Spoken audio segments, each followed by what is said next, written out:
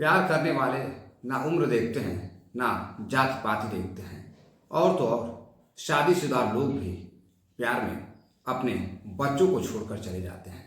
साथियों, एक ऐसी ही कहानी एक भिखारी की और एक बेहद ही खूबसूरत महिला की कहानी, जिसके 5 बच्चे थे। अक्सर मोहल्ले में भीख मांगता था एक 40 साल का भिखारी। लेकिन एक दिन महिला के पति ने उस भिखारी को खाना खिलाने के लिए अपने घर लेकर जब गया, तो उसके बाद जो कुछ हुआ उसके पति ने कभी सपने में भी नहीं सोचा था। साथियों नमस्कार, प्रणाम। मैं आपका अपना विशु राय हाजिर हूँ विश्व वारदात तक की एक बड़ी हैरान कर देने वाली कहानी के साथ। साथियों, हमारे समाज में, हमारे देश में ऐसी ऐसी घटनाएं घटती हैं जिस पर यकीन करना बड़ा ही मुश्किल होता है।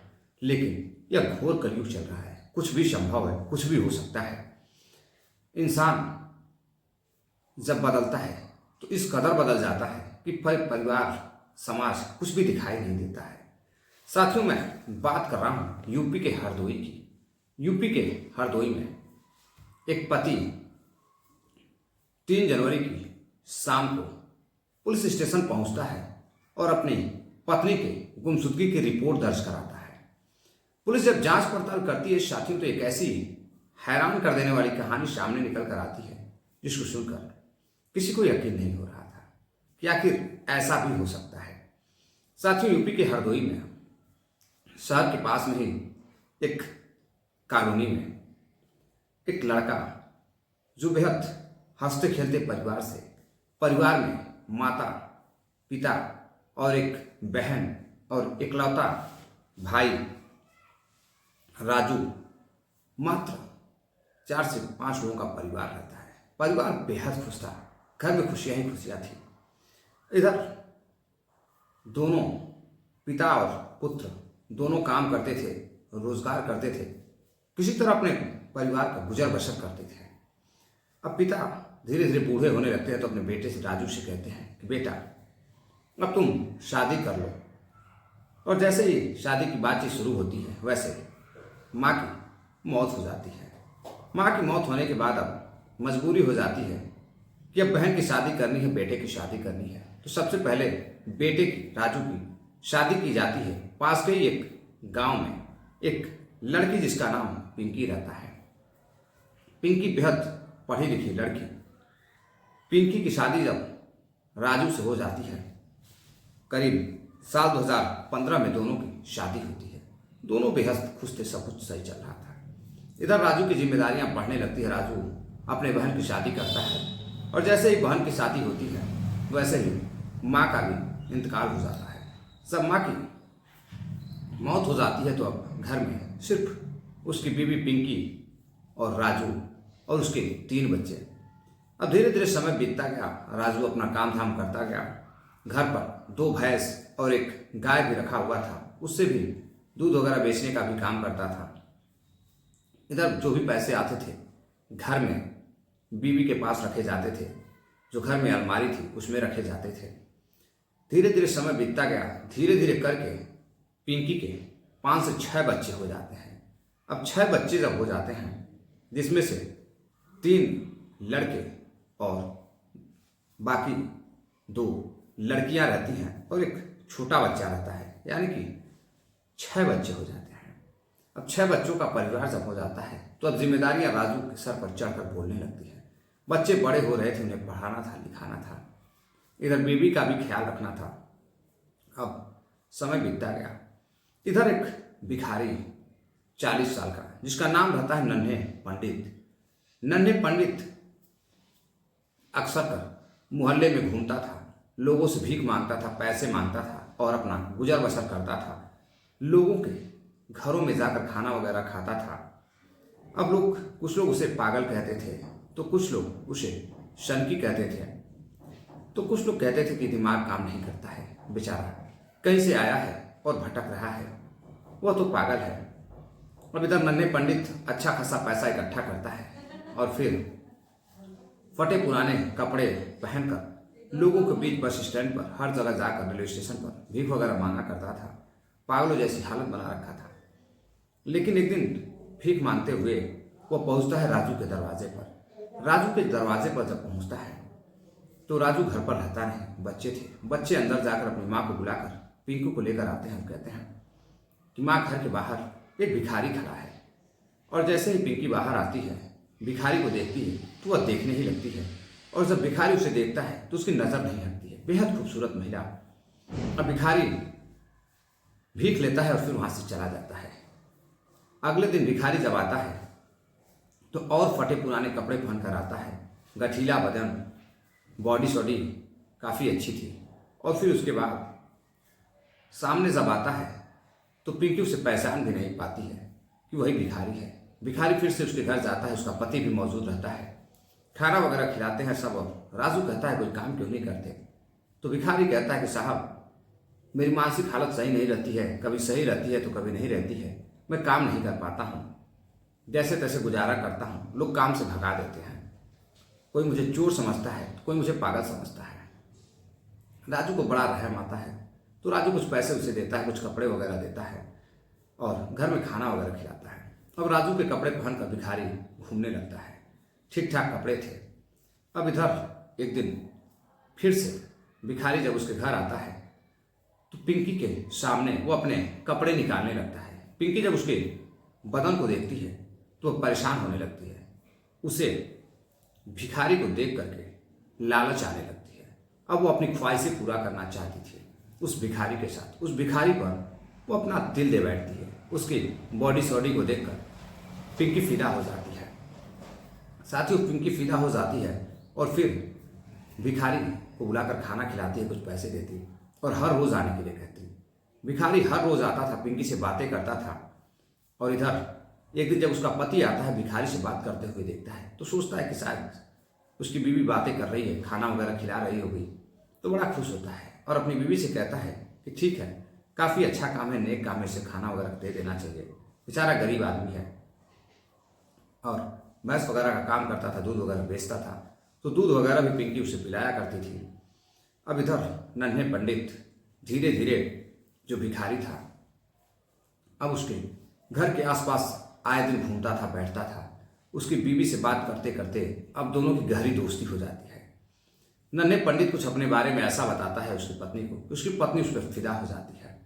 अब इधर नन्हे पंडित अच्छे अच्छे कपड़े पहनकर उसके घर के सामने आता था, बातचीत करता था और कपड़े भी उसके पति के ही दिए हुए थे, यानी कि राजू के दिए हुए थे। बातचीत करता था, पत्नी से बातचीत करते करते एक दिन राजू भी 6 बच्चों की माँ पिंकी पर फिदा हो जाता है और अब अक्सर कर उसके सामने कपड़े निकालता, तो कभी पैंट निकालता, पहनता।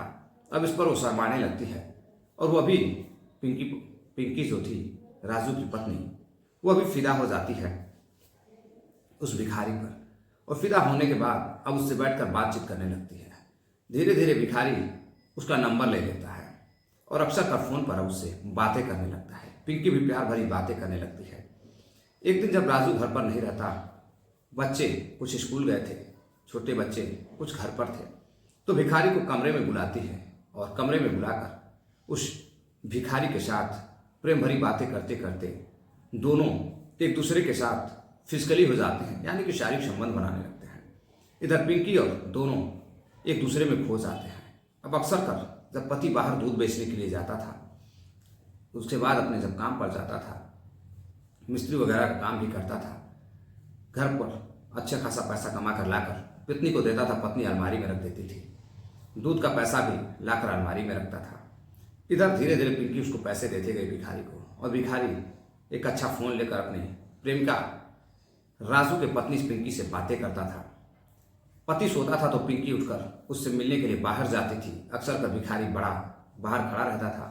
मोहल्ले वाले अक्सर देखते थे, लेकिन साथियों किसी को यकीन नहीं होता था कि भिखारी का और पिंकी का अफेयर चल रहा है। अब धीरे धीरे समय बीतता गया। एक दिन फिर भिखारी, लोगों ने देखा कि भिखारी को पिंकी अंदर लेकर जा रही है, और फिर कई घंटों बाद भिखारी बाहर आता है, और जैसे ही बाहर आता है उसका पति भी आ जाता है। पति पिंकी से कहता है कि इस भिखारी को तुम घर के अंदर क्या करने के लिए लेकर जाती हो, आखिर ऐसा कौन सा काम है। पत्नी बोलती है कि आप तो शक कर रहे हो, भला भिखारी के साथ कोई क्या बात करेगा, ये तो अंदर खाना खाने के लिए गया था तो हाथ पैर धुल रहा था। अब इधर राजू अपनी पत्नी पर बिल्कुल भी शक नहीं करता है, सोचता है पत्नी तो सही कह रही होगी, भला भिखारी के साथ उसकी पत्नी का वो भी 6-6 बच्चे जिसके हों उसका दिल कैसे आ सकता है। अब समय बीतता गया। एक दिन राजू अपनी प्रेमिका से बातें करता है, पिंकी से, और कहता है कि देखो नया साल आ गया है, मैं चाहता हूं कि तुम मेरे साथ चलो, नया साल मनाना है। वो कहती है घर पर पति भी है, सब लोग बच्चे मौजूद हैं और कुछ लोग भैंस खरीदने के लिए आने वाले हैं। अब 31 दिसंबर का दिन था सुबह, कुछ लोग भैंस खरीदने के लिए आते हैं। वह अपनी दोनों भैंसों को बेच देता है और करीब 60,000 रुपये अलमारी में रख देता है। अब नया साल आता है, नया साल पर भी भिखारी आता है और भिखारी नन्हे आकर फिर से उसके घर बैठता है, बातचीत करता है, कुछ पैसे लेता है, कुछ खाना वगैरह लेता है, लेकर चला जाता है। अब मोहल्ले में भी लोगों से हर दुकान पर पैसे वगैरह मांगता है, नया साल की बधाइयाँ वगैरह देता है, चला जाता है। अब लोग उसे पागल समझ रहे थे। एक दिन राजू घर में ही था, मैं बात कर रहा हूँ 3 जनवरी की, करीब दोपहर 2 बज रहे थे। राजू जैसे ही घर से बाहर जाने की कोशिश करता है तो पत्नी कहती है, पिंकी, कि एक काम करो कि आप घर में रहो, मैं बाहर जा रही हूँ, मुझे कुछ सामान लाना है, सब्जियाँ वगैरह लानी है, कुछ पैसे दे दो। अब इधर पिंकी कुछ पैसे ले करके घर से बाहर करीब 2 बजे सब्जी लेने के लिए जाती है, लेकिन काफ़ी देर हो जाती है, 4 बज जाता है, शाम 5 बज जाता है, लेकिन वो वापस नहीं लौटती है। अब राजू अपने बच्चों से कहता है बाहर जाकर देखो कहीं माँ दिखाई दे रही है क्या। बच्चे बाहर जाते हैं और जाकर देखते हैं तो कहीं भी उसकी माँ दिखाई नहीं दे रही थी और ना ही वह भिखारी दिखाई दे रहा था। बच्चे आकर कहते हैं कि पापा, मैं आसपास के दुकानों पे गया हूँ, लोगों से पूछा हूँ, लेकिन लोगों ने कहा है तुम्हारी माँ तो यहाँ आई ही नहीं थी। अब राजू बड़ा परेशान होता है। परेशान होने के बाद अब अंधेरा होने लगता है, शाम 6-7 बज जाते हैं, ठंडी का समय। राजू जाकर अब आसपास के दुकानों पर पूछता है, लोगों से पूछताछ करता है, लेकिन कुछ पता नहीं चल रहा था। अब इधर राजू जब परेशान हो जाता है, रात हो जाती है और जब उसकी बीवी घर पर नहीं आती है तो वह पुलिस के पास जाता है और पुलिस में शिकायत दर्ज कराता है कि उसकी पत्नी घर से कहीं गायब हो गई है, सब्जी लेने गई थी, लेकिन अभी तक कुछ पता नहीं है। दूसरे दिन राजू एक बात सोचता है और देखता भी है कि भिखारी कहीं दिखाई नहीं दे रहा है, उसका कुछ पता नहीं है। अब इधर राजू को कुछ शक होता है। राजू मोहल्ले में लोगों से पूछता है कि वो भिखारी नहीं दिखाई दे रहा है, तो कुछ लोग उसे बताते हैं कि तुम्हारी पत्नी उस भिखारी के साथ कल दिखाई दे रही थी, लेकिन आज तो उसे किसी ने नहीं देखा है और 2 दिन हो गए अब वो दिखाई नहीं देता है। अब 3 दिन हो जाते हैं, पुलिस भी जांच पड़ताल करती है, लेकिन कहीं कुछ पता नहीं चलता है। अब इधर पुलिस उसकी बीवी का फ़ोन नंबर मांगती है। जैसे ही पुलिस को फ़ोन नंबर मिलता है, पुलिस लोकेशन ट्रेस करती है, कॉल डिटेल्स निकालती है। जब कॉल डिटेल्स निकालती है तो 6 बच्चे की माँ जो पिंकी रहती है उसका फ़ोन बंद आ रहा था, लेकिन जिस दिन वो घर से गायब हुई थी उस पर जो फ़ोन आया था वह सब नंबर, पुलिस उस नंबर का तलाश करती है, डिटेल्स वगैरह निकालती है तो पता चलता है कि वह नन्हे पंडित के नाम से नंबर है और वह उसी क्षेत्र का रहने वाला है। अब पुलिस उसका पता लगाती है तो पता चलता है कि वह एक भिखारी टाइप का इंसान था और वह कहीं बाहर से आया हुआ था। अब पुलिस उस पर कॉल करती है तो फ़ोन बंद आ रहा था। अब पुलिस उसका लोकेशन ट्रेस करने की कोशिश करती है, लेकिन अब फ़ोन बंद था। पुलिस को अचानक से 5 जनवरी को रात में उसकी लोकेशन मिल जाती है। अब पुलिस जाकर उसे गिरफ्तार करती है और उससे जब पूछताछ करती है तो अब बताता है और साथ में उसकी प्रेमिका पिंकी भी गिरफ्तार की जाती है। अब दोनों से जब पुलिस सामने बैठाकर बातचीत करती है तो पिंकी कहती है कि वह उस भिखारी नन्हे से बेहद प्यार करती है और उसके साथ कई बार शारीरिक संबंध भी बना चुकी है और वह उसी के साथ रहना चाहती है और जो बच्चे हैं वो उसके पिता को दे दिया जाए। जब राजू को बुलाया जाता है तो राजू अपने पत्नी को डांट फटकार लगाता है, गालियां देता है, लेकिन पत्नी उससे लड़ने लगती है और कहती है कि मैंने नन्हे से शादी कर ली है और मैं उसी के साथ ज़िंदगी गुजारना चाहती हूँ, मैं उसके साथ खुश रहना चाहती हूँ। इधर पड़ोसी भी जाते हैं, रिश्तेदार भी जाते हैं, पिंकी के माँ बाप भी जाते हैं, समझाने की कोशिश करते हैं, लेकिन पिंकी समझने को तैयार नहीं रहती है। अब मामला पुलिस के पास था, एक छोटी सी पंचायत भी होती है, बातचीत होती है, किसी तरह से मामले को सॉल्व कराया जाता है और फिर पिंकी को राजू के साथ भेज दिया जाता है। अब राजू ले तो जाता है घर, लेकिन पिंकी के साथ अब वह क्या पहले की तरह रिश्ता निभा पाएगा, रख पाएगा या फिर नहीं, अब ये देखने वाली बात होगी। तो साथियों, ये थी पूरी कहानी। इस घटनाक्रम को सुनाने का उद्देश्य किसी को हैरान करना या परेशान करना नहीं है, बल्कि आप सभी साथियों को जागरूक करना है। चलते चलते साथियों, कुछ साथियों ने कमेंट किया है, जिसमें डॉक्टर नरेंद्र कुमार जी हैं नोएडा से। ये लिखते हैं, आपकी कहानी बहुत अच्छी थी, बुरे काम का बुरा नतीजा तो मिलना ही है। मातम शर्मा जी हैं, ऋषिपाल जी हैं, ये लिखते हैं, आपकी कहानी मुझे बहुत अच्छी लगती है। संजय जी हैं, दुर्गेश राज जी हैं, ये लिखते हैं, आपकी कहानी सुनाने का अंदाज काफ़ी अच्छा है। आप सच्ची घटनाओं को हमेशा हमारे सामने लेकर आते हैं ताकि समाज में लोग इसे सबक ले सकें। तो आप सभी का बहुत बहुत धन्यवाद। मिलते एक और नई कहानी के साथ, तब तक के लिए अपना प्यार दीजिएगा, सपोर्ट दीजिएगा, अपना ख्याल रखिएगा। नमस्कार।